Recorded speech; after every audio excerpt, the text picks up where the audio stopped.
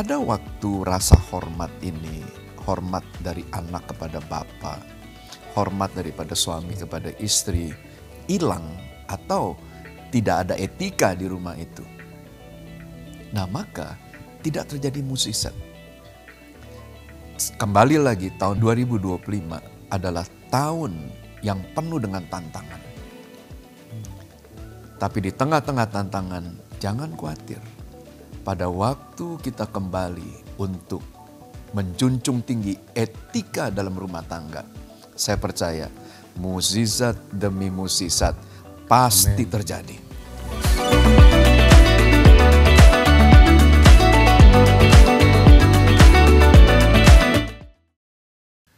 Shalom, apa kabar Bapak Ibu Saudara? Selamat datang di acara Little Stroke di tahun yang baru, di bulan yang baru. Dan saya percaya tahun ini ada harapan baru, ada berkat yang baru, sukacita yang baru. Dan tentu saja kita berdoa sepanjang tahun ini Tuhan Yesus tetap bersama-sama dengan kita. Dari studio yang ada di tempat ini kami menyambut Bapak Ibu Saudara untuk bersama-sama menyaksikan acara ini. Dan mari di tema bulan ini kita bicara mengenai keluarga adalah anugerah Tuhan. Apa dan bagaimana isi daripada percakapan kita bersama dengan para narasumber hari ini. Langsung saja saya mengajak kita semua untuk menyapa para narasumber kita yang sudah tidak asing lagi bagi kita semua. Di tempat kita sudah hadir para narasumber yang kita hormati, yang tentunya kita banggakan dan kita sayangi. Yang pertama, Gembala Pembina kita ada Bapak Pendeta Bambang Yonan. Shalom Pak, apa kabar Shalom. Pak? Senang bertemu dengan Bapak kembali dan terima kasih Pak boleh hadir di studio kami pada hari ini. Dan selamat tahun baru ya Pak. Narasumber yang berikutnya adalah gembala kita yang tentunya sudah tidak asing lagi juga bagi kita, itu Bapak Pendeta Daniel Edi Praitno. Shalom Pak. Shalom. Apa kabar Pak? Luar biasa. Saya percaya Bapak diberkati Tuhan dan terima kasih Pak boleh hadir di studio kami dan kami kembali mengucapkan selamat tahun baru buat Bapak. Dan yang terakhir ini narasumber kita yang sudah tidak asing juga yaitu dari perwakilan STT Pelita Kebenaran, akademisi, juga seorang hamba Tuhan, Bapak Pendeta Dr. Robert Benedictus. Shalom Pak. Shalom, shalom. Bapak senyumnya luar biasa hari ini. Shalom. Selamat tahun baru Pak. Terima kasih Pak boleh hadir di studio kita pada hari ini. Nah, sekali lagi Bapak Ibu Saudara, kami menghimbau Bapak Ibu Saudara, kami mengajak jangan pindah channel karena percakapan kita hari ini banyak bicara mengenai keluarga. Tentunya setiap kita yang menyaksikan ini semuanya pasti punya keluarga. Dan tanpa membuang waktu lebih lama lagi, mungkin pertanyaan pertama saya berikan kepada Pak Robert sebagai akademisi. Pak, di tema kita dari awal tahun ini banyak bicara ini mengenai akan banyak bicara mengenai keluarga dan tema ini cukup menarik ya, bahkan tidak berlebihan kalau misalnya ini dianggap sebagai krusial, hal yang sangat penting karena bicara keluarga. Nah, tema kita ini bicara diambil dari kitab Mazmur pasal yang 128 ayat 1 sampai 5. Nah, mungkin Bapak Ibu Saudara di rumah nanti bisa menyaksikan, Bapak Ibu Saudara sambil bisa baca Alkitab dan kita belajar sama-sama pada hari ini. Pak, sebagai akademisi Pak, apa sih latar belakang dari kitab Mazmur 128 ayat 1 sampai 5 ini? Ya, terima kasih. Ya. Ya, shalom buat kita semuanya. Saya juga menyapa para pemirsa, selamat tahun baru. Belum terlambat kali ucapan selamat tahun baru. Ya, kembali ke pertanyaan Pak Benyamin tentang Mazmur 128 ayat 1 sampai yang ke-6 sebenarnya. Ada ayat yang ke-6-nya. Ini memang satu Mazmur yang sangat unik. Dan berada di satu tengah-tengah ya. Mulai dari Mazmur 120 sampai Mazmur 134. Ini adalah Mazmur yang disebut dengan Mazmur ziarah. Oke. Nah, kalau kita bicara kitab Mazmur maka kitab Mazmur ini punya genre. Psalms, genre. Genrenya itu macam-macam. Ada genre ratapan, ada genre pujian, hymnals, ada genre ucapan syukur, kemudian ada genre yang bermuatan tentang perlindungan Tuhan, protection dari Tuhan, hikmat Tuhan. Dan ini salah satu genre yang muncul di Mazmur 128 ini. Ini genrenya disebut genre ziarah gitu. Nah, jadi ini unik. Kenapa disebut genre ziarah? Mungkin berbeda dengan pandangan ziarah kita, seolah-olah kita ke pemakaman. Bukan, ini orang Yahudi tidak ke pemakaman maksudnya. Tapi mereka tuh berziarah itu perjalanan rohani. Nah, ini disebut sebagai, dalam bahasa Ibrani, disebut sebagai Sir Hamalot, yang artinya nyanyian pendakian. Kenapa disebut nyanyian pendakian? Karena kota Yerusalem berada di daerah yang tinggi, di bukit-bukit.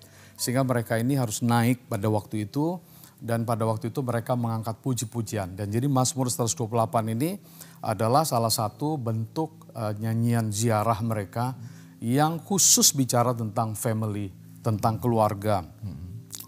Nah, uniknya di dalam bahasa Inggris kata Mazmur ziarah ini diterjemahkan dengan berbagai istilah. Ada disebut dengan yang paling populer adalah Songs of Ascent. Kemudian disebut juga sebagai gradual psalms, artinya yang makin berkembang, makin naik gitu. Lalu ada juga disebut songs of degrees, jadi lagu-lagu yang punya tingkatannya. Kemudian songs of steps, jadi dalam bahasa Inggris punya banyak istilah, tergantung versionnya, versi bahasa Inggrisnya.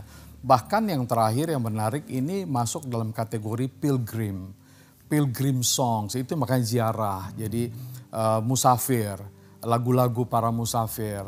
Jadi Mazmur 128 ini unik dan nanti kita akan lebih memperdalam, Bapak-bapak akan menjelaskan. Tapi kalau saya perhatikan memang kunci dari Mazmur 128 ini mulai dari ayat 1 sampai 6 dimulai dengan dua ayat yang pertama ini. Artinya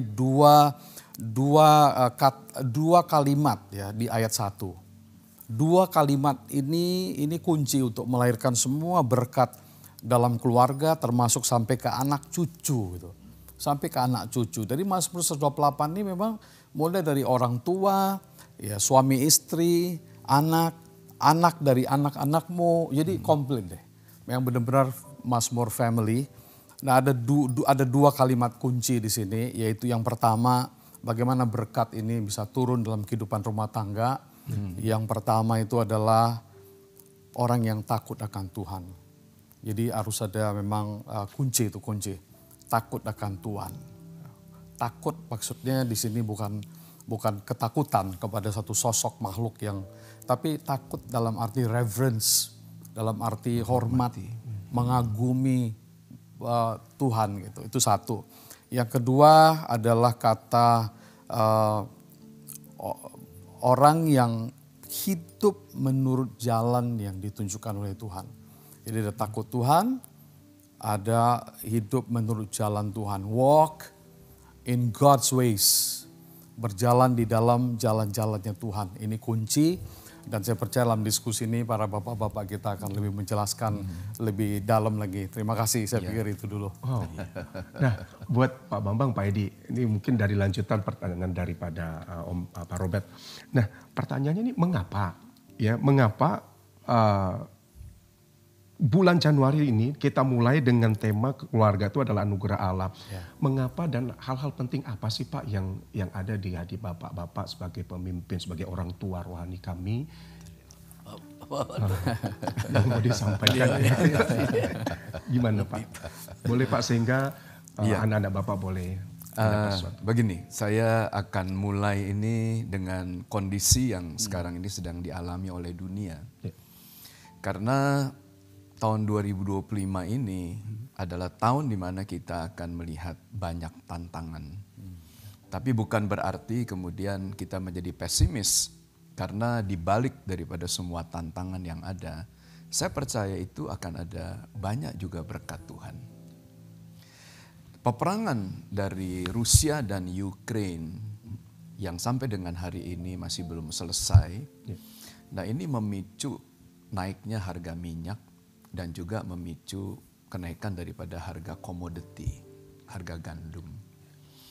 Dan efek daripada perang ini mengakibatkan biaya logistik itu makin meningkat. Peperangan antara Israel dan Hamas, nah sekarang meluas dengan melibatkan Lebanon, melibatkan Suriah, melibatkan Iran, yang juga mengakibatkan distorsi dalam masalah ekonomi. Karena peperangan tentu, nah itu akan membuat harga-harga bahan-bahan kebutuhan kita, bahan-bahan pokok, nah ini akan mengalami kenaikan. Dan situasi daripada luar negeri itu juga akan mempengaruhi situasi yang ada di dalam negeri. Nah, kenapa? Karena kalau kita melihat target APBN kita yang hampir 2.700 triliun, nah itu diperoleh dari penerimaan pajak. Sehingga di tahun yang akan datang mau nggak mau, akan ada kenaikan pajak yang dimulai dengan kenaikan daripada PPN dari 11% menjadi 12%. Dan nilai tukar rupiah dari rupiah ke dolar itu mengalami satu perubahan ya yang lebih mahal lagi. Jadi dengan kata lain, nah tahun 2025 itu adalah tahun yang penuh dengan tantangan. Nah, bagaimana kemudian cara gereja ini mempersiapkan umat untuk menghadapi tantangan seperti itu? Maka gereja mulai mengangkat tema yang diambil dari kitab Mazmur. Jadi jangan lupa bahwa kitab Mazmur itu adalah kitab pujian. Dalam menghadapi tantangan-tantangan yang sulit, kita berharap agar pujian tidak meninggalkan kehidupan kita. Pujian itu tidak meninggalkan mulut kita, tidak meninggalkan ibadah kita. Karena Tuhan pernah berjanji dalam Yesaya pasal 54 ayat yang ke-10, nah itu yang kita sering nyanyikan. Biarpun gunung-gunung beranjak dan bukit-bukit bergoyang, tapi kasih setia Tuhan tidak akan beranjak daripada kita. Perjanjiannya juga tidak akan bergoyang. Langit dan bumi ini boleh berlalu, tetapi firman Tuhan itu tidak pernah berlalu. Dan pemazmur juga kemudian menekankan kembali buat kita semuanya bahwa Allah itu bagi kita tempat perlindungan dan kekuatan. Sebagai penolong dalam kesesakan sangat terbukti. Nah, di sini ya kita harus menguatkan iman kita dan kita mesti percaya bahwa memang ke depan ini sulit. Tetapi kita nggak sendirian menghadapi kesulitan ini. Kita nggak sendirian dalam menghadapi tantangan ini. Nah, Tuhan itu memiliki janji buat kita. Dan rancangan yang Tuhan rancangkan buat kita itu bukan rancangan kecelakaan. Tapi rancangan hari depan yang penuh dengan pengharapan. Nah, pertanyaannya, mengapa keluarga? Kan itu pertanyaannya. Kenapa kita angkat sekarang dengan tema keluarga? Karena kalau kita kembali ke dalam janji Tuhan, di dalam Kejadian pasal yang pertama ayat yang ke-28. Pada waktu Tuhan menyelesaikan langit, bumi, dan isinya, yang sekarang nih goyang nih, yang sekarang nih lagi dalam keadaan tidak baik. Nah, Tuhan tuh berkata begini, beranak cuculah, bertambah banyak, penuhi bumi, taklukkan semuanya itu, dan kamu harus berkuasa atasnya.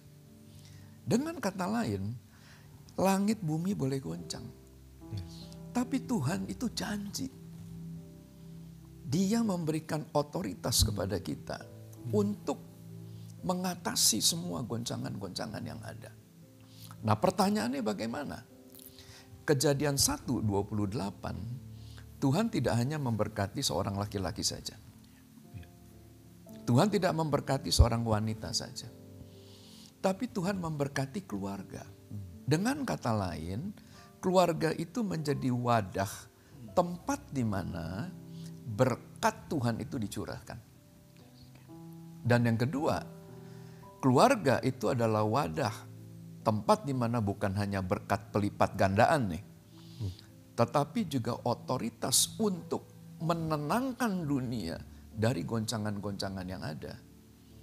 Dan untuk mencari jalan keluar daripada keadaan yang tidak baik, itu diberikan oleh Tuhan kepada manusia.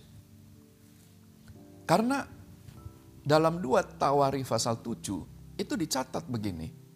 Dan umatku yang atasnya namaku disebut merendahkan diri, berdoa, berbalik daripada jalan-jalan yang jahat, maka Tuhan akan memulihkan kota kita, negeri kita, tanah kita. Jadi keadaan daripada dunia ini sangat tergantung kepada kita. Nah, dengan kita angkat sekarang tema keluarga ini, nah kita berharap agar kita kembali, jangan panik. Nah, jangan kemudian menjadi orang yang tidak punya pengharapan, hidup dalam ketakutan. Tapi mari kita mulai kemudian fokus kepada janji Tuhan. Nah, kenapa keluarga? Nah, yang kedua, istri di dalam Amsal pasal yang ke-19 ayat yang ke-14 itu disebut adalah anugerah Tuhan. Anak dalam Rut pasal 4 ayat yang ke-13 juga disebut anugerah Tuhan. Dan Alkitab mencatat jika 2 orang atau 3 orang sepakat minta apa saja, Tuhan akan beri. Jadi kita ini nggak perlu bingung ngadepi situasi yang kacau beliau di luar. Asalkan kita mau sepakat dengan istri, kita sepakat dengan anak-anak, pegang janji Tuhan, berdoa, berharap, bekerja dengan semangat yang penuh. Saya percaya di tengah-tengah goncangan akan ada berkat. Wow, ada harapan yang baru ya Bapak Ibu. Bagaimana dengan Pak Edi? Ya, tahun 2024 kita sudah lewati. Dan saya ada di lapangan pelayanan.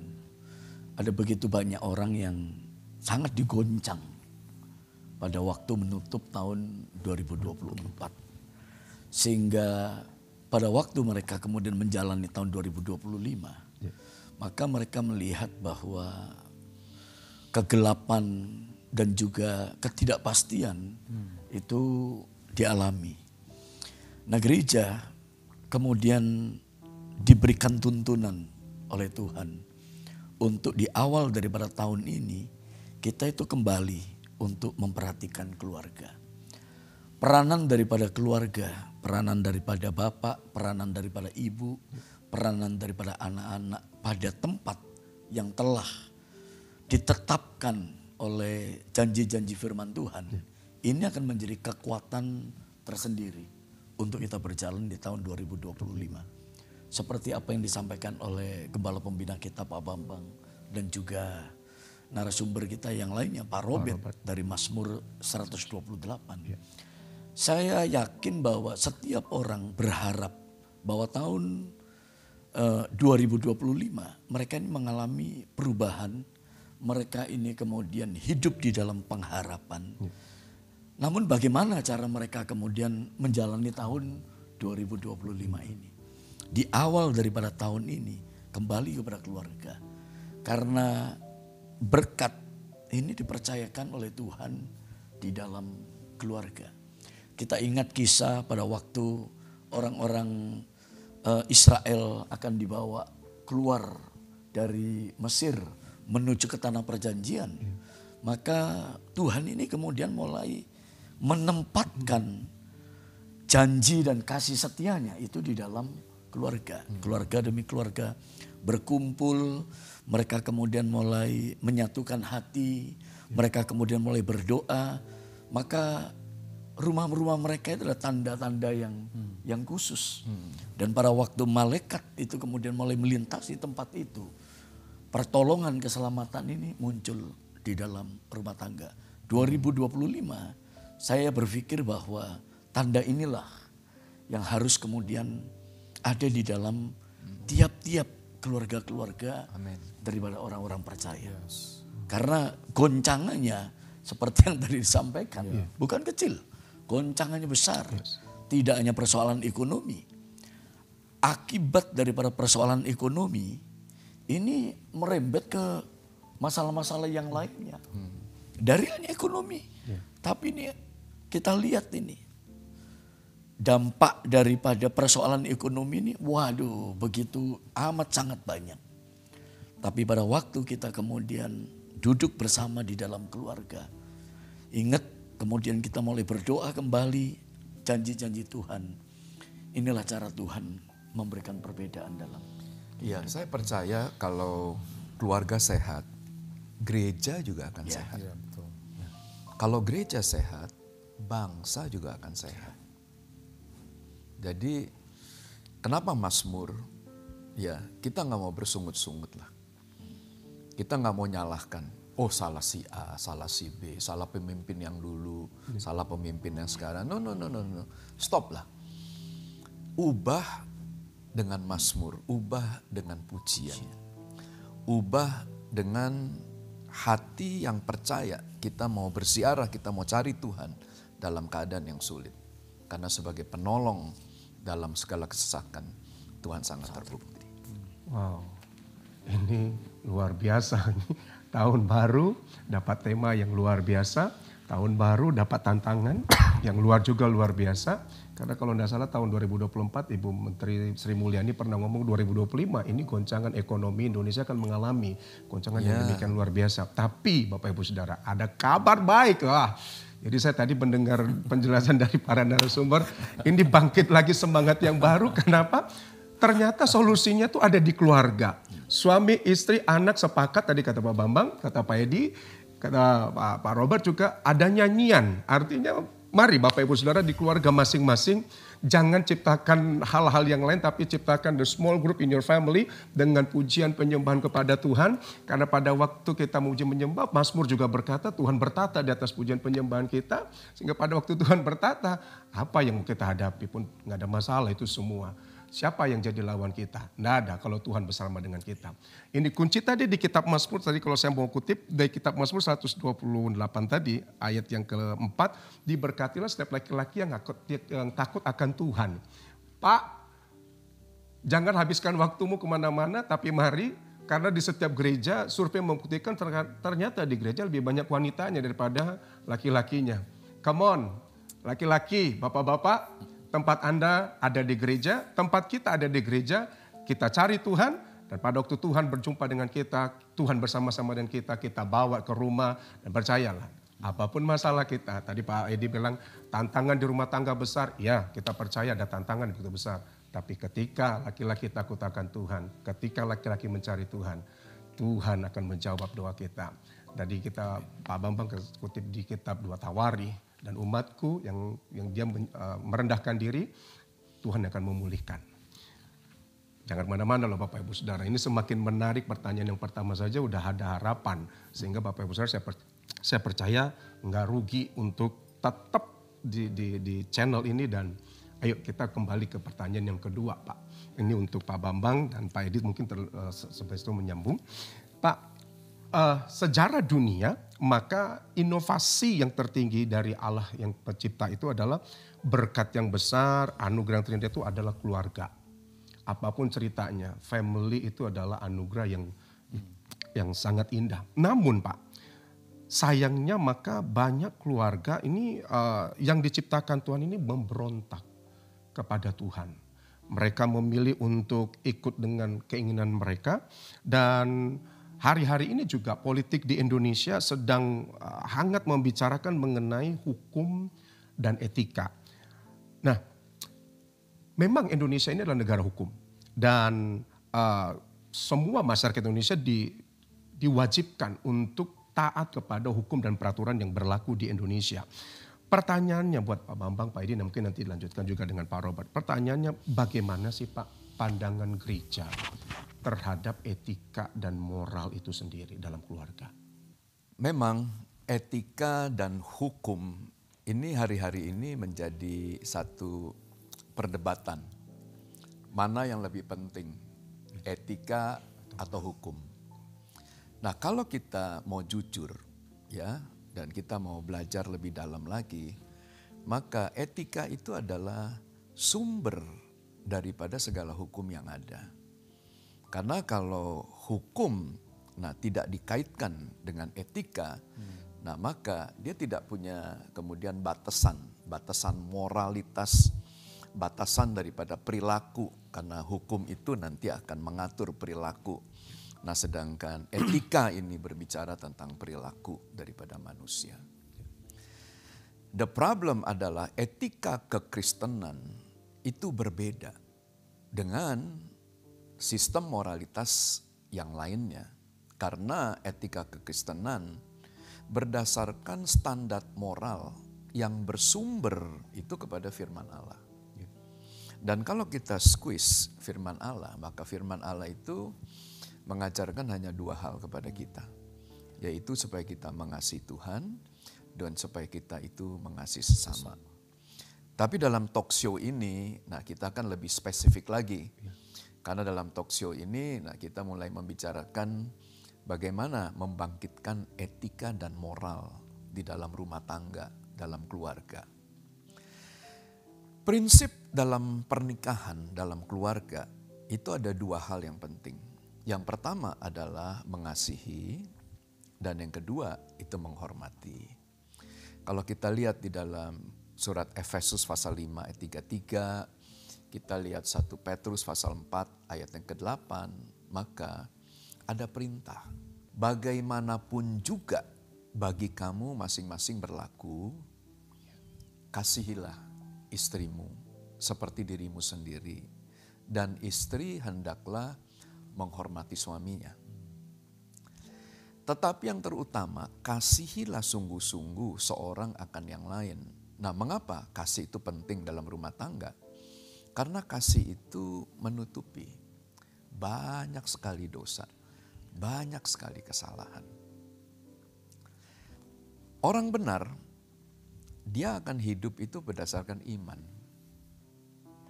Dan iman di dalam Ibrani pasal 11, dia adalah dasar daripada segala sesuatu dan dia adalah bukti daripada segala sesuatu yang kita harapkan.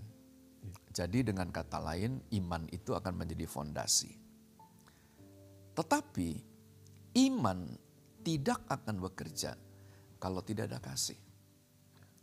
Jadi pada waktu kita ini tidak mengasihi istri, atau kita kurang mengasihi anak-anak, maka percayalah iman kita itu tidak memiliki suatu tidak punya suatu trigger untuk bekerja. Karena yang menggerakkan iman kita itu adalah kasih. Jadi makin kita kemudian memperhatikan etika dalam keluarga, yaitu supaya suami itu mengasihi istri, istri itu mengasihi suami, anak-anak juga sungguh-sungguh dalam mengasihi orang tua. Maka di situ kita akan melihat iman kita itu akan bekerja. Dan pada waktu iman bekerja, katakan aja kepada gunung masalah, kepada goncangan yang ada. Quiet, be quiet, atau be silent. Itu langsung tenang. Etika kekristenan yang kedua di dalam keluarga itu adalah rasa hormat. Karena Alkitab itu mengajarkan kita dalam 1 Petrus pasal 3 ayat yang ke-7. Demikian kamu hai suami-suami, hormatilah istrimu sebagai teman pewaris. Kemudian di dalam Efesus pasal 5 ayat 33, istri hendaklah menghormati suaminya. Matius pasal 19 ayat 19 juga mengajarkan anak, hormatilah orang tuamu. Nah, kenapa rasa hormat ini perlu diajarkan di dalam keluarga? Nah, karena pada waktu Tuhan Yesus itu kembali ke kampung halamannya, maka Tuhan Yesus tidak bisa melakukan banyak mukjizat. Sehingga dia berkata begini, seorang nabi dihormati di mana-mana, kecuali di tempat kelahirannya, di rumahnya sendiri, di tempat asalnya. Jadi dengan kata lain, pada waktu rasa hormat ini, hormat dari anak kepada bapa, hormat daripada suami kepada istri, hilang atau tidak ada etika di rumah itu. Nah, maka tidak terjadi mukjizat. Kembali lagi, tahun 2025 adalah tahun yang penuh dengan tantangan. Tapi di tengah-tengah tantangan, jangan khawatir. Pada waktu kita kembali untuk menjunjung tinggi etika dalam rumah tangga, saya percaya mukjizat demi mukjizat pasti terjadi. Yes. Gimana Pak Edi? Ya. Ada tambahan? Standar Ya. daripada etika dan hukum bagi orang yang dipanggil di dalam kekristenan itu adalah tetap kembali kepada hukum-hukum yang dituliskan di dalam Alkitab. Ya. Selama kita kemudian hidup di dalamnya, maka kita itu akan memiliki etika dan moral yang sangat tertib dan sangat baik. Baik itu di dalam rumah tangga, maupun di dalam pekerjaan, maupun di ruang publik dan sebagainya. Karena Alkitab sangat kaya dalam mengajarkan dan mengajak kita untuk kemudian hidup di dalam setiap bagian atau tempat yang ada. Jadi kalau kita mau lihat etika dan hukum moral, ya mesti Alkitab. kita harus kembali. Wow, keren. Bapak Ibu Saudara, bagaimana dengan Pak Robert? Ada tambahan? Ya, apa yang disampaikan oleh para gembala pemimpin kita sebenarnya sangat menjawab pertanyaan soal gimana pandangan gereja tentang etika dan moral. Mungkin dari sisi saya hanya memberitahukan kepada kita, khususnya para pemirsa audiens yang mendengar, bahwa teologi Kristen itu mencakup banyak hal. Kita di gereja, kita mengajar jemaat banyak hal. Bukan hanya dari satu sisi, bukan dari sisi spiritual saja. Iman saja. Sehingga orang hanya datang ke gereja dari sisi spiritual saja gitu. Tapi ada etika, ada moral. Jadi teologi Kristen itu mencakup hal-hal yang bersifat spiritual, bersifat etika, dan juga bersifat moral. Dan itu tanggung jawab kita. Semuanya ini harus lengkap di dalam sebuah pelayanan gereja. Malah saya membaca sebuah tulisan yang bicara tentang etika Kristen. Itu di sana disebut sebuah istilah dalam teologi. Ada istilah yang dinamakan etika theonom. Ada istilah etika theonom, artinya etika ini berbicara tentang hubungan yang tadi Bapak sampaikan. Yaitu kepada Tuhan dan juga kepada sesama. Ini disebut dengan etika theonom. Sama dengan itu juga ada istilah moral theonom. Jadi secara etika kita membangun hubungan dengan Tuhan dan dengan sesama. Secara moral juga begitu. Kita membangun hubungan ini semua. Buah-buah roh, gaya hidup kita sebagai orang Kristen itu tidak bisa kita hilangkan. Kita bertumbuh dan jemaat juga, gereja juga mengajarkan itu, jemaat juga harus bertumbuh di dalam semua dimensi ini. Jadi saya pikir tanggung jawab gereja sangat besar. Apalagi masuki tahun-tahun yang kita katakan tahun-tahun yang sulit ini, kita gak mundur lah. Mari kita maju, mari kita semangat dan kita membangun seluruh gaya hidup kita, baik secara spiritual, secara etika dan secara moral. Wow. Itu harus kita pegang teguh. Thank you. Oh, thank you so much. Ini tambahannya luar biasa lagi Bapak Ibu Saudara, di mana dari pertanyaan yang kedua bicara etika, hukum dan moral, maka Pak Edi tadi katakan bahwa dalam kekristenan maka sumbernya itu adalah etikanya adalah di Alkitab. Dan tadi Pak Bambang juga menambahkan bahwa di dalam Alkitab ada dua hukum, mengasihi Tuhan dan mengasihi sesama. Ibaratnya nggak mungkin dia bisa mengasihi Tuhan tapi dia nggak bisa mengasihi sesama, artinya mengasihi istri, mengasihi anak-anaknya. Itu nggak mungkin dia bisa beribadah kepada Tuhan tapi di rumah tangganya berantem melulu. Nggak mungkin Bapak Ibu Saudara.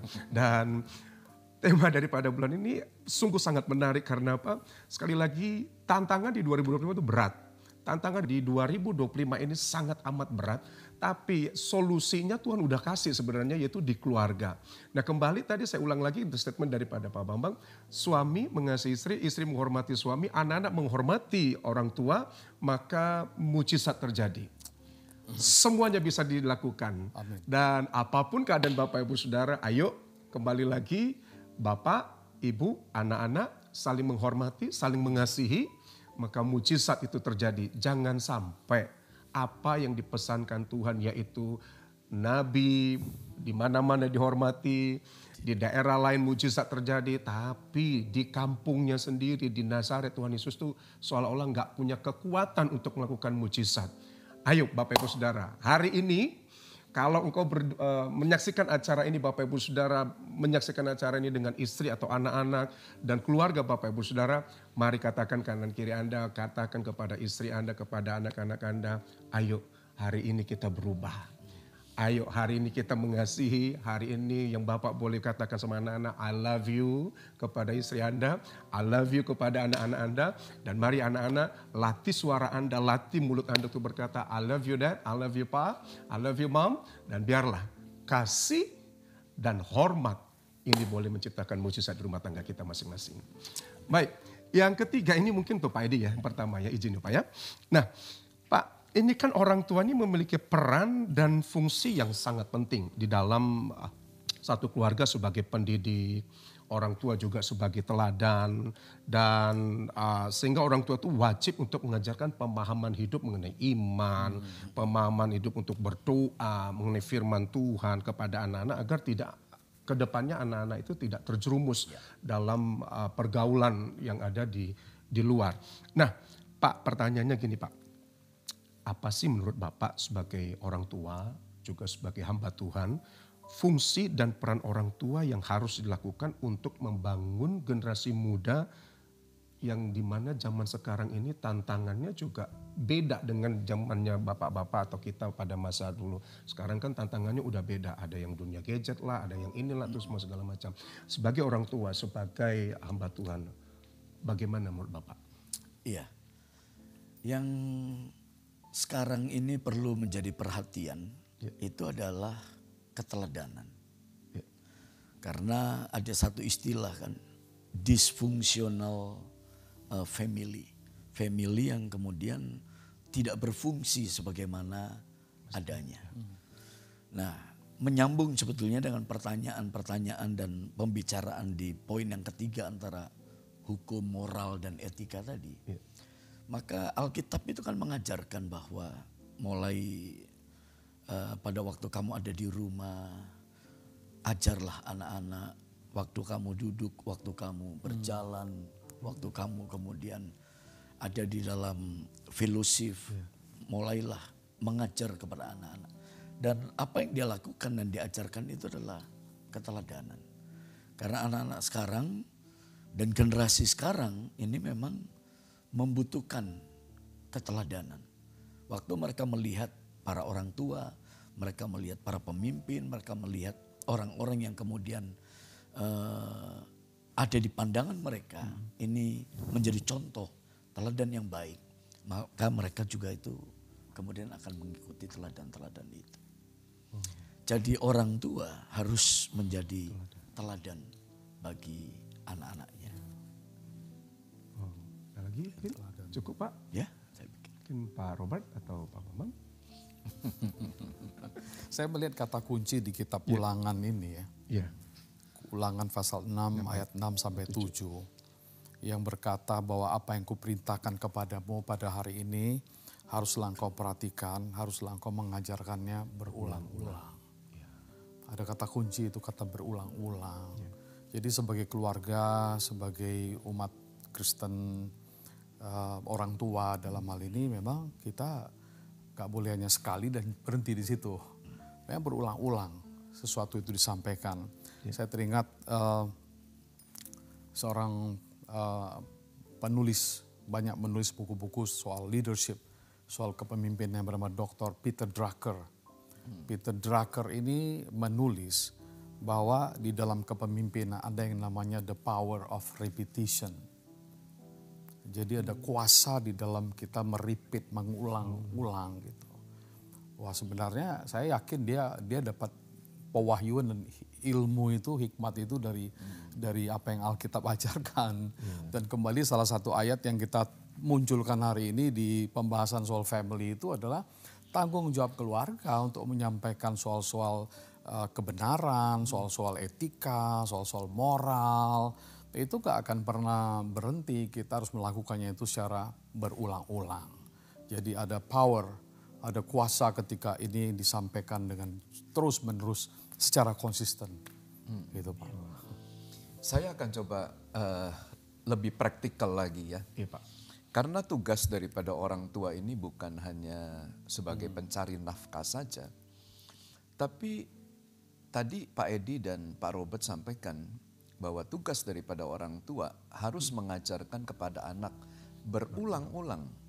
Nah pertanyaannya apa yang mesti diajarkan? Yang mesti diajarkan adalah supaya anak-anak kita mengasihi Tuhan dan mengasihi sesama. Nah itu kuncinya. Kuncinya.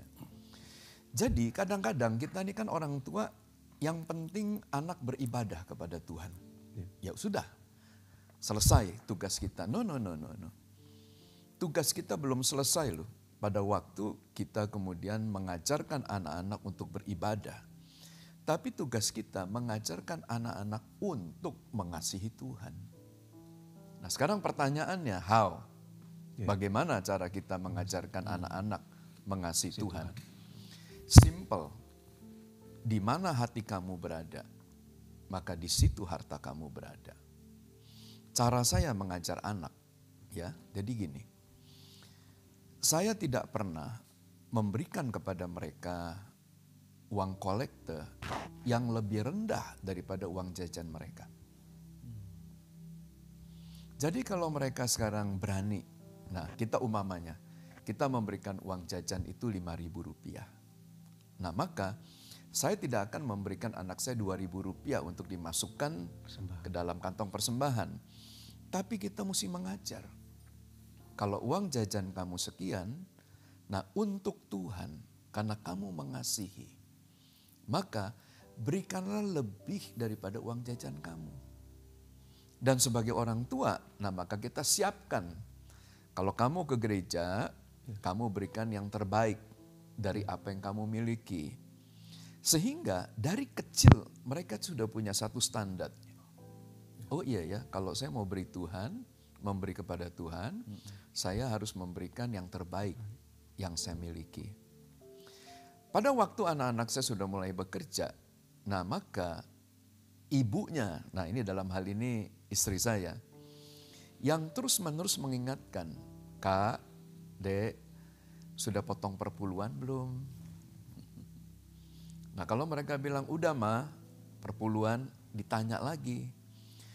Sudah kemudian dipotong belum untuk persembahan diakonia, untuk persembahan pembangunan rumah Tuhan.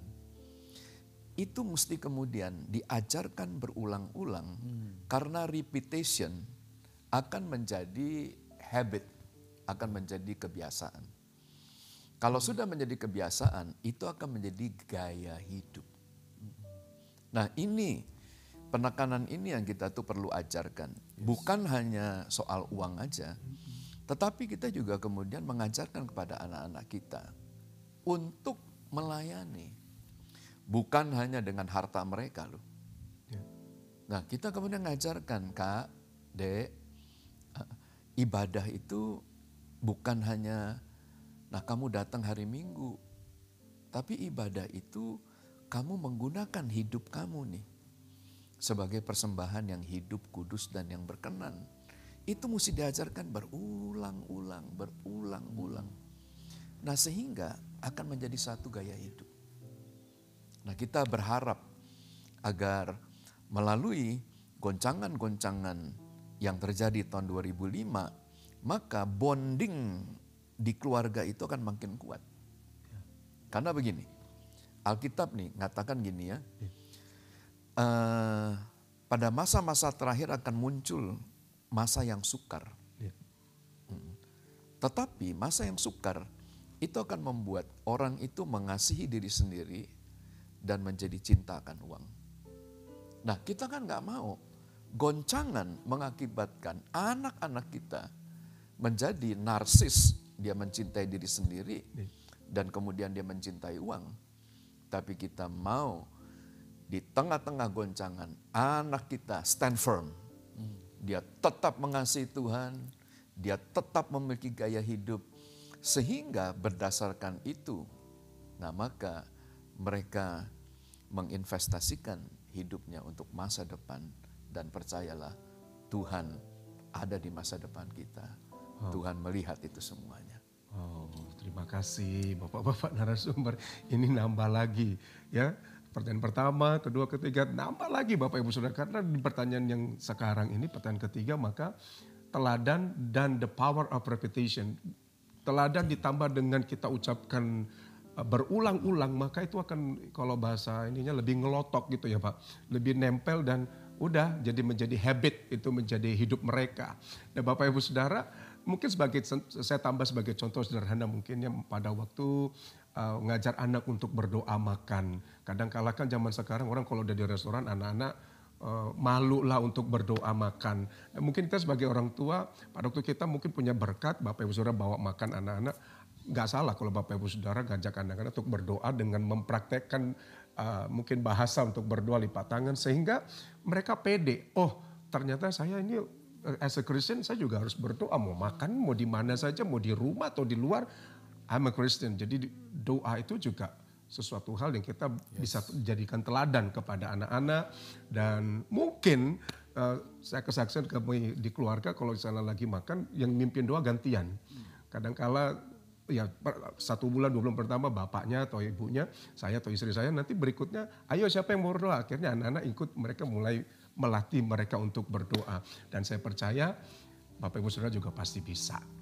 Tinggal itu tadi, di bonding dengan keadaan yang sangat berat, kita akhirnya bisa menyatukan kasih, etika, penghormatan, repetition, dan yang tadi Pak Edi katakan itu teladan. Saya percaya masalah itu tidak ada masalah, tidak akan menjadi beban yang berat bagi kita. Yang berikutnya Bapak, para narasumber, ini pertanyaan yang keempat. Ini mungkin kembali ke Pak Robert ya. Saya akan berikan ke Pak Robert dulu. Kira-kira begini Pak, keluarga itu adalah anugerah Tuhan. Ya, dan kita tahu bahwa anugerah itu pemberian Tuhan yang istimewa dan memang harus dijaga sedemikian rupa Pak. Dijaga sedemikian rupa sehingga bisa hidup dan saling mengasihi sebagaimana tema tahunan kita, yaitu Cherish the Grace of God. Kita harus memelihara kasih karunia itu, kita harus memelihara anugerah itu. Nah Pak, sebagai akademisi, ya kan, sebagai orang tua, sebagai juga Bapak sebagai hamba Tuhan nih Pak Robert, bagaimana kita yang di sini studio ataupun nanti pemirsa yang menyaksikan acara ini bisa memelihara anugerah Tuhan itu dalam rumah tangga. Sebagaimana tema kita tahunan ini juga bicara mengenai Cherish the Grace of God. Silakan Pak. Ya, terima kasih. Mungkin saya melihat benang merah dari semua percakapan kita dari awal sampai saat ini. Apa yang kita bicarakan dari tadi sebenarnya merupakan bagian dari kita menjaga dan memelihara utuh kualitas dan juga keluarga kita, khususnya memahami bahwa kita sampai hari ini seperti ini keadaannya, melewati semua lembah maksud saya, ups and downs yang kita lewati. Kita tahu satu hal, bahwa Tuhan tidak pernah meninggalkan kita. Tuhan selalu menjaga, memelihara, dan itu sebuah kasih karunia dan anugerah Tuhan yang sangat besar. Jadi sebenarnya simple sekali, kalau kita kembali ya harus kita ingat bahwa kita harus tetap menjaga hubungan kita dengan Tuhan, sama anak-anak dan keluarga, mesbah doa keluarga harus tetap terjaga. Tidak ada hari yang kita itu harusnya mengosongkan keluarga kita itu dari hal-hal yang sifatnya mesbah keluarga, doa bersama. Carilah waktu-waktu yang cocok ya untuk kita bisa ambil waktu sebagai family. Saya setiap malam kami selalu ada mesbah keluarga. Anak saya satu di Jakarta, satu di Batam bersama dengan keluarganya, yang satu di Medan, tapi kami selalu ada video call. Kami melakukan video call dan kami selalu berkumpul dan berdoa bersama, sharing firman, saling. Ini salah satu bagian. Yang kedua adalah saya melihat bagaimana kita menjaga, kita cherish, kita memelihara the grace of God in the family. Itu adalah kita protect keluarga kita. Sekarang ini ada begitu banyak ancaman di luar.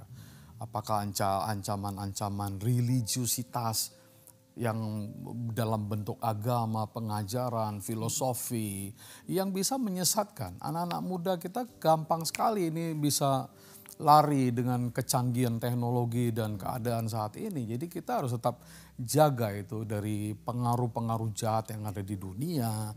Dan kemudian juga ada tren yang sekarang ini yaitu semuanya menjadi kayak dibuat menjadi kayak masuk ke dalam ranah pribadi, mengurung diri, tidak lagi bersosialisasi, tidak lagi menganggap bahwa kita ini sebagai makhluk sosial yang kita harusnya kita semuanya dengan gadget, dengan tontonan pribadi dan mengurung diri. Dan ada yang fenomena ini populer sekali di Jepang. Malah sampai mereka itu bisa lama, bisa berbulan dan lama pokoknya mengurung diri. Karena sudah nggak nganggap penting lagi berhubungan dengan orang lain. Jadi ini sangat berbahaya. Termasuk hal spiritual tadi, Ben. Artinya ada juga orang yang mulai saya lihat ada konsep-konsep itu menganggap bahwa ke gereja pun nggak penting katanya begitu. Karena ada begitu banyak tontonan video-video, channel-channel yang mereka bisa lihat dan ikuti ibadah gitu sampai gereja nggak penting. Nah sebenarnya ini semua konsep-konsep yang salah dan kita sebagai keluarga harus kembali kepada konsep tadi menjaga, memelihara kasih karunia Tuhan dengan berjalan dengan baik dan benar sesuai dengan apa yang sudah diajarkan oleh firman. Jadi ada banyak lah, jadi protect lah keluarga saudara, protect lah. Kalau kebanyakan di kamar gitu, mandi ingat nggak ya Pak ya?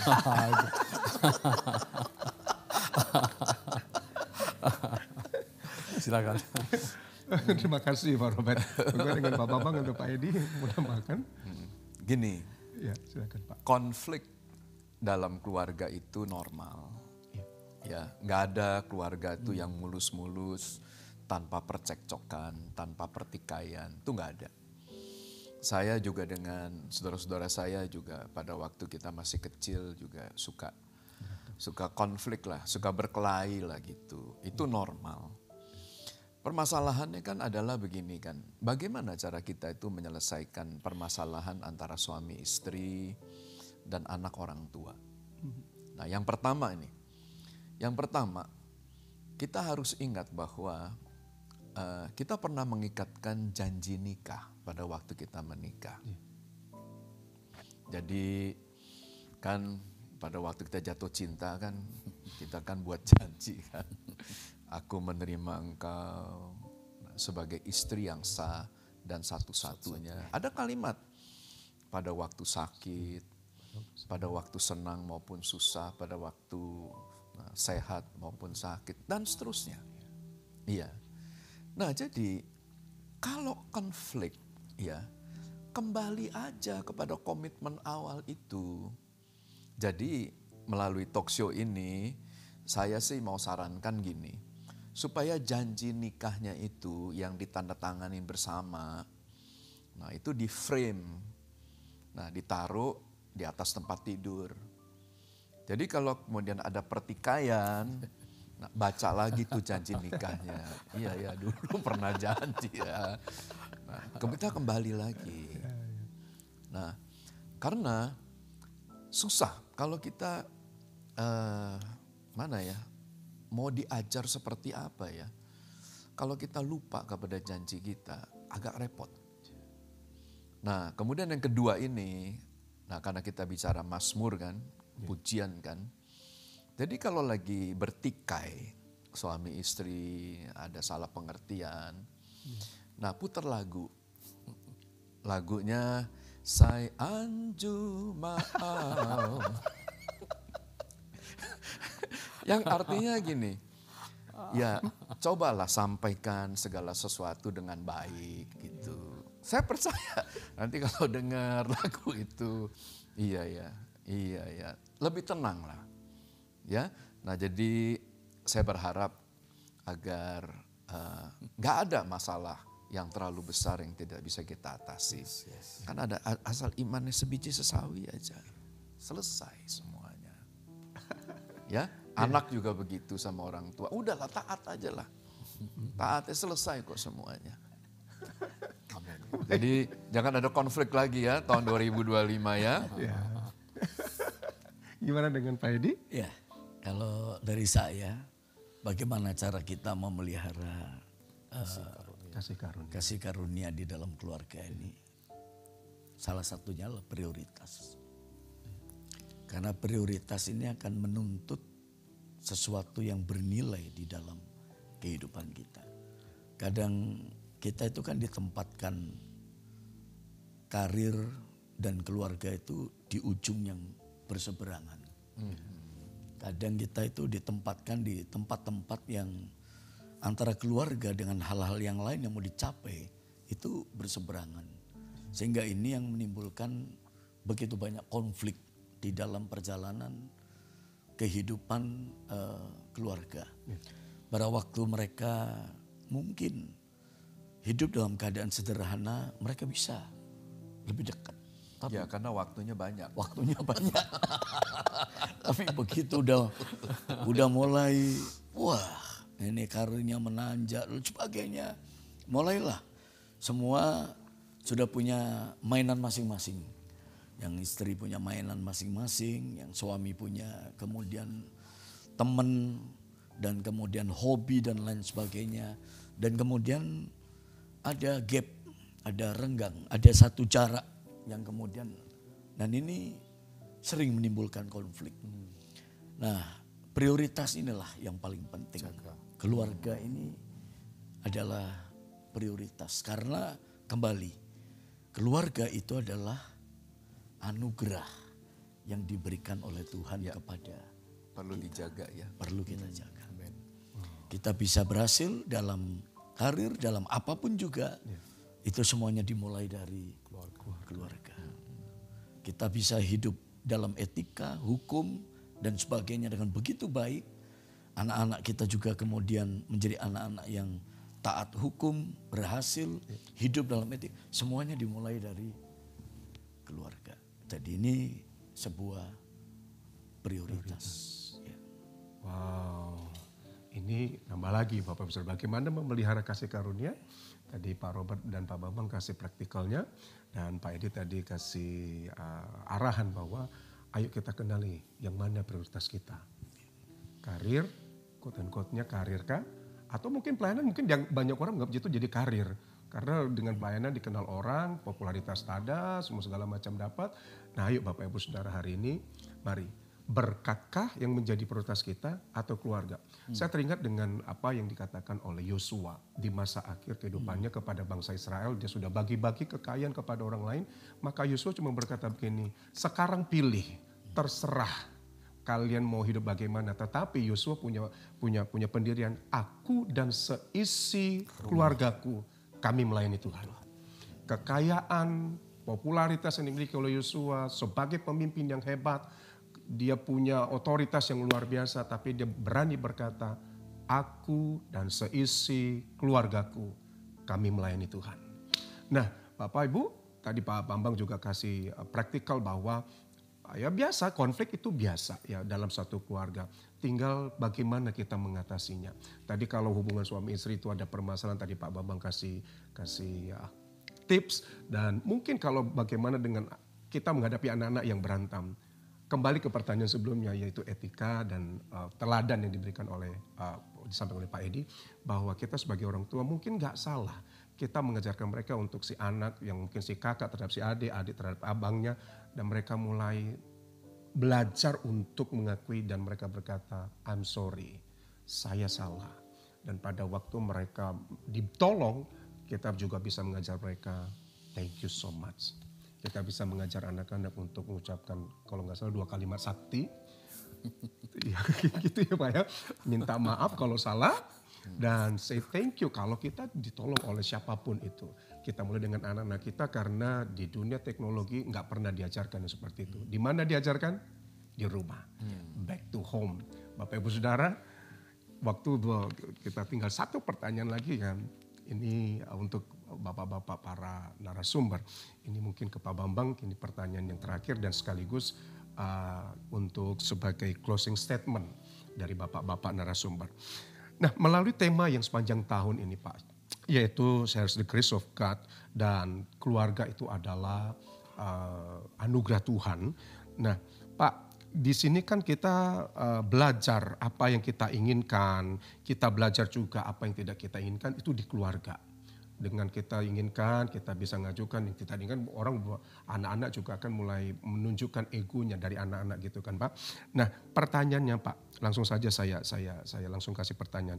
Sebagai pertanyaan penutup dan sebagai closing statement, bagaimana kita, mungkin dari sebagai orang tua, dan sekaligus sebagai hamba Tuhan, Bapak, memperlengkapi keluarga untuk menjadi berkat bagi gereja, bangsa, dan negara.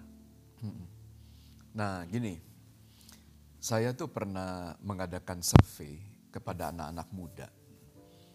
Jadi kita bertanya, apa sih sebenarnya yang mereka cari di gereja? Nah maka jawabannya itu mengejutkan sekali.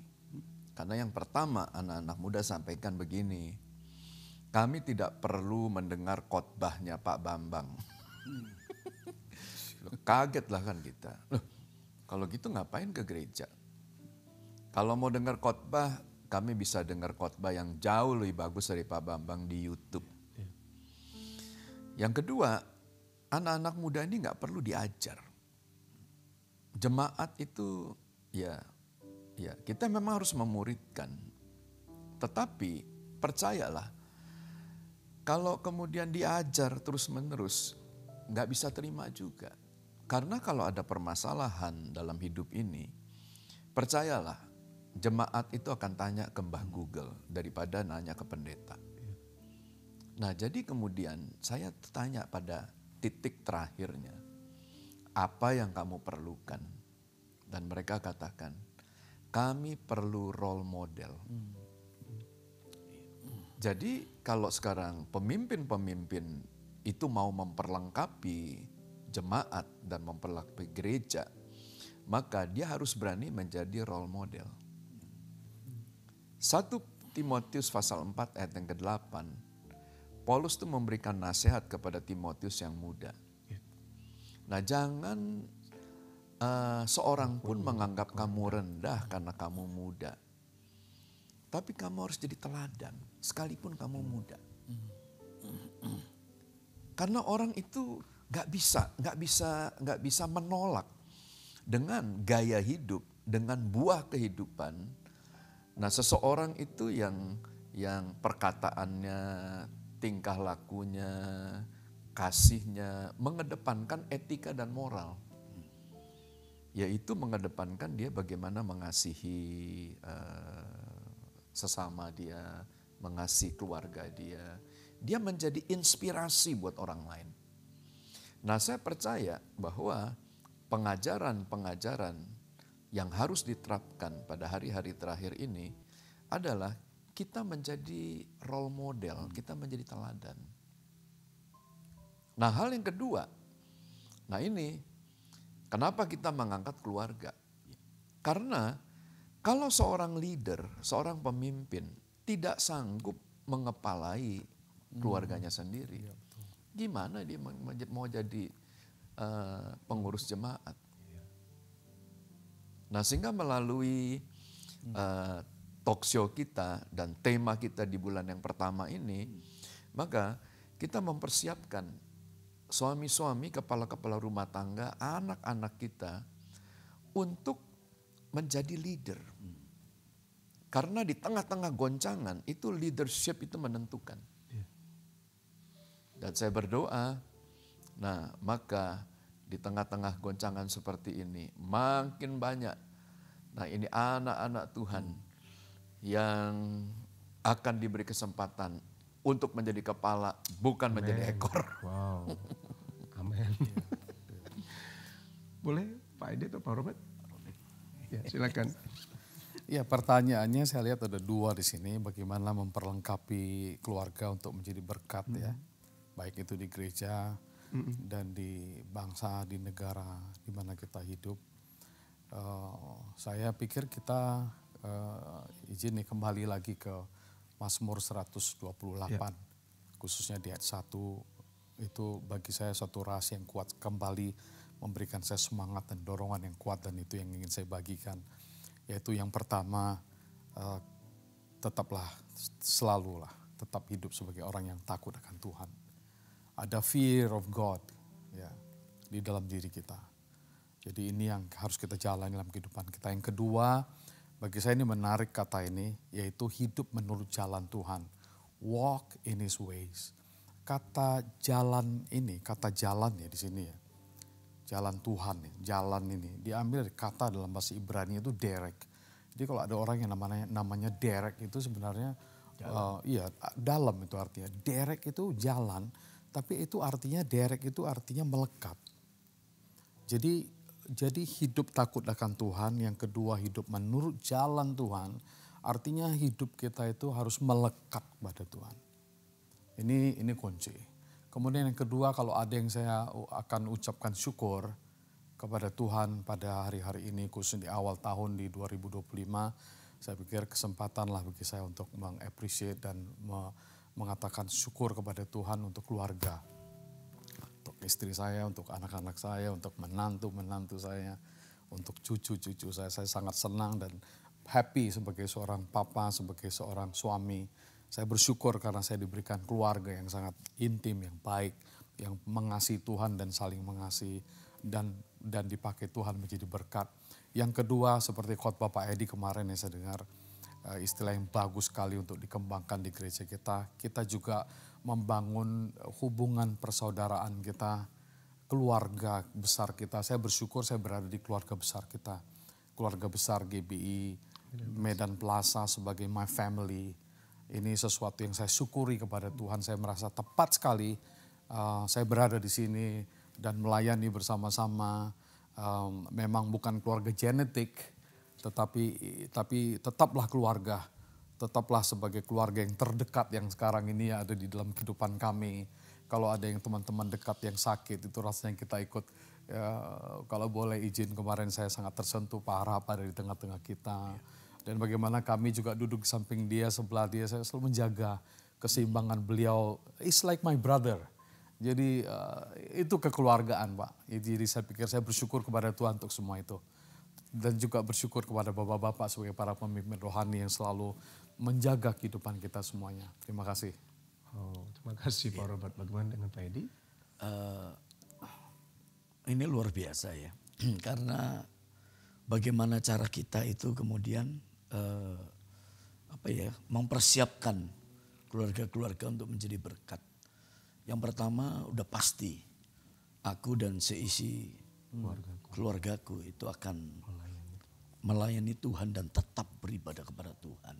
Karena ini adalah menjadi teladan yang tadi disampaikan oleh Gembala Pembina kita Pak Bambang. Artinya secara genetik, keluarga secara genetik kita ini menjadi teladan bagi kemudian keluarga-keluarga muda yang lainnya. Dan yang kedua, kalau kita melihat bahwa keluarga ini adalah gambaran daripada hubungan Kristus dengan jemaat juga. Jadi kalau ini clear, hubungan kita dengan Tuhan ini juga akan clear. Jadi inilah sebetulnya kerinduan daripada Tuhan, sehingga berkat itu ditempatkan oleh Tuhan di dalam keluarga. Dan sebagai keluarga yang jauh lebih besar, yaitu keluarga besar GBI Medan Plaza. Keluarga kita semua, keluarga in Christ ini, di dalam Tuhan ini. Ini menarik sekali sebetulnya. Karena setiap kita para pemimpin dan sebagainya, itu punya semangat, punya kerinduan, punya keinginan untuk memperhatikan setiap keluarga bagian daripada lebih.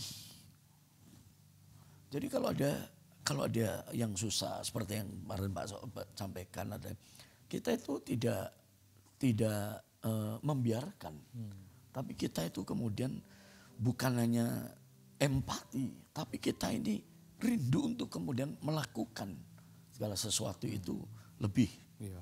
Karena kita berharap kita bisa memulai bersama-sama, kita juga kemudian mengakhiri, menyelesaikan semuanya itu juga dengan bersama-sama. Sehingga kalau ada satu hal aja yang ganjel bagi kita, kok kayaknya kita belum bisa melakukan yang jauh lebih baik. Itu pergumulan hebat loh sebetulnya. Di kita itu pergumulan hebat. Khususnya dalam batin dan hati kita itu satu pukulan dan pergumulan yang luar biasa. Yang mungkin gak bisa diceritakan, tapi itu ada di dalam doa, di dalam hati kita. Sampai kemudian kita itu bisa melakukan jauh lebih baik. Karena memang inilah yang kita mau bangun. Amin. Baik di dalam keluarga secara genetik maupun dalam keluarga yaitu yang lebih besar, yang Christ-nya. Wow. Ada lagi Bapak mau tambahkan? Cukup. Oh ini luar biasa loh Bapak Ibu Saudara, dari awal pertemuan kita sampai dengan hari ini, dengan pertemuan terakhir ini, maka ada begitu banyak hal yang kita boleh dapat, di mana ada keunitian, di mana ada keteladanan, ada kata kasih, ada kata hormat, ada kata etika yang dimulai dari firman Tuhan.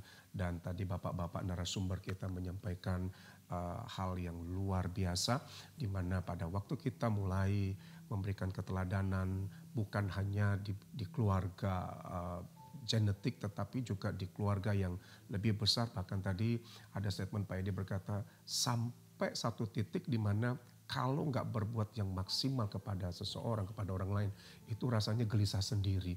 Saya pikir ini satu poin yang harus kita miliki pada talk show kesempatan ini, di mana biarlah kasih yang kita miliki, yang Tuhan berikan dalam hidup kita, itu kita punya satu kadar di mana bukan hanya kita ya udah mungkin mengasihi, tetapi pada waktu kita tahu kita belum maksimal, rasanya kayak ada yang gelisah. Dan saya teringat bahwa kasih yang sempurna yang Yesus lakukan sampai dia mati di kayu salib. Dan bagaimana dengan kita pada hari ini? Bapak Ibu Saudara yang terkasih, waktu juga yang sudah memisahkan kita, maka kami dari studio Keluarga Besar GBI Medan Plaza mohon pamit daripada hadapan Bapak Ibu Saudara dan Bapak-bapak para narasumber. Bolehkah kita menghadap kepada kamera dan mengucapkan selamat tahun baru 2025 kepada jemaat. Selamat tahun baru 2025. Tuhan Yesus memberkati. Baik Bapak Ibu Saudara, sebelum kita mengakhiri pertemuan kita pada hari ini, mohon kesediaan dari Pak Edi untuk boleh menutup kita dalam doa dan mendoakan keluarga-keluarga yang sedang menyaksikan acara kita hari ini. Mari kita tundukkan kepala dan kita berdoa.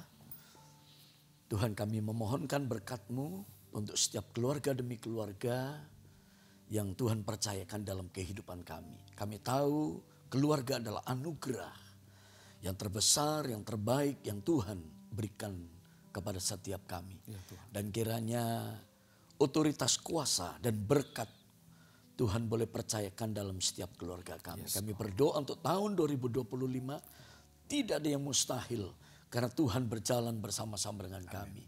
Kami tahu, kami mendengar awan gelap, kesulitan akan terjadi di tahun 2025. Tetapi terang Tuhan yang terbit dalam kehidupan kami akan memberikan perbedaan dalam setiap kehidupan kami. Sekali lagi berkati keluarga demi keluarga kami. Kami berdoa untuk keluarga kami yang sakit. Kiranya anugerah kesembuhan turun dalam kehidupan daripada saudara-saudara kami yang sakit. Saudara-saudara kami yang tinggal dalam keadaan beban yang begitu berat. Kami berdoa saat ini kiranya Tuhan memberikan kelegaan. Tuhan puaskan setiap kami. Tuhan membimbing dan menuntun kami ke padang rumput yang hijau, kepada air yang tenang. Dan Tuhan memberikan damai dan sejahtera dalam kehidupan kami. Kami akan berjalan di tahun 2025 dengan hormat dan dengan pengharapan di dalam Tuhan. Dan kami percaya pengharapan di dalam Tuhan, kami tidak pernah memperoleh kekecewaan. Berkat-Mu menyertai kami, berkat dalam nama Bapa, Anak, dan Roh Kudus akan menyertai perjalanan kehidupan keluarga demi keluarga dari saat ini sampai selama-lamanya. Amin. Amin.